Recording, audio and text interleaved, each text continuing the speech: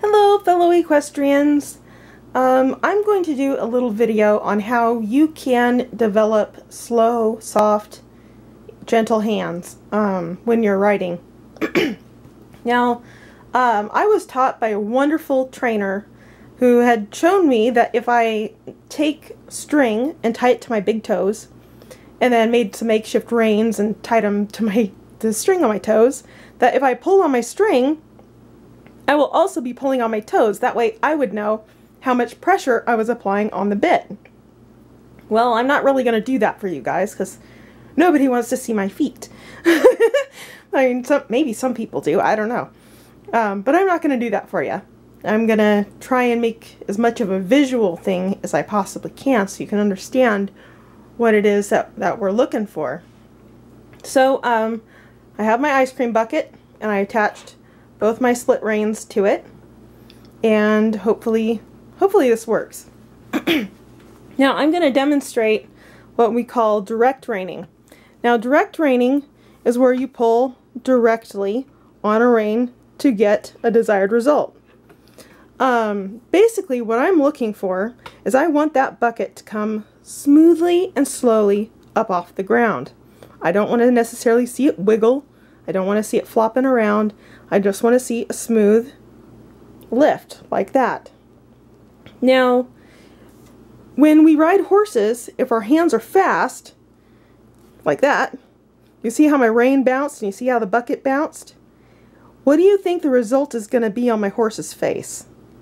Of course, he's going to throw his head, just like the bucket had bounced.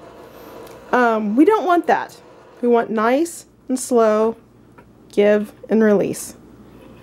So if I want to pick up just my left rein, I can just pick it up. It's almost like you can do a lemon squeeze. So I can take it, or like you're milking a cow. So I take my rein, and you can see how I'm holding them. Take my rein and I just squeeze. You can see how that bucket lifts. Now I can also do the same thing by pulling my hands back. So I'm going to pull my left rein back, and I'm going to do a lemon squeeze while I'm at it. You can see this rein, my right rein, relaxed, is flimsy. My left rein is a little bit snug. I'm going to release my rein, give it back. I'm going to pick up my right one, pull it back to me and squeeze. I'm going to release. And you can see how smoothly that bucket's lifting up and down, up off the ground. This is the feel we want to have on our horse's mouth. Now this is how I'm holding my reins, just in case you guys are wondering. Here are my tails. So I'm basically holding my hands like this and letting my rein come through this hand and letting my tail come through that hand. So this is how I'm holding my reins, guys. Now if I wanted to lengthen my rein, all I have to do is let my tails slide through my hands, kind of like that, and hang on to them again. Now if I want to shorten them, all I have to do is let my tails slide through my hands. Now if I wanted to reach further down, see my bucket's up off the ground, I'm going to slide my right hand down both reins. And I'm going to pick it up. And look, the bucket raised. And again, I can slide this hand down my rein and pick it up. So now both my reins are level. I'm going to give back to the bucket or give back to the horse. Let this rein slide through my hands. Now this rein's relaxed. Let this rein slide through my hands. Put my hands apart. I'm going to let the bucket drop down slowly to the ground.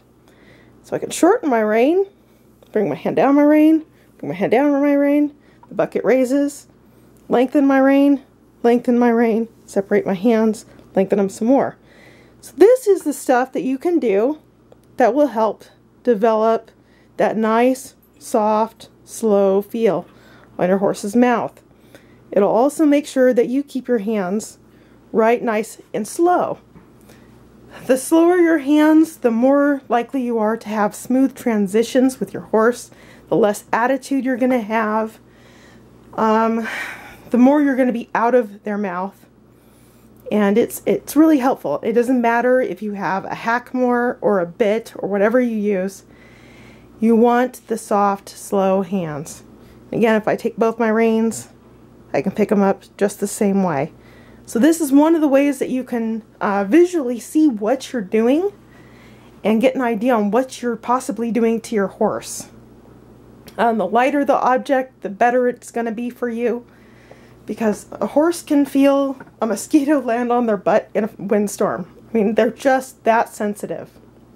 So again, if you use very soft, slow hands, you're going to develop that nice, slow lift, or that slow collection that the horse is going to give you right back. The less you do, the more you're going to get from your horse. And that's what we want in the horse world.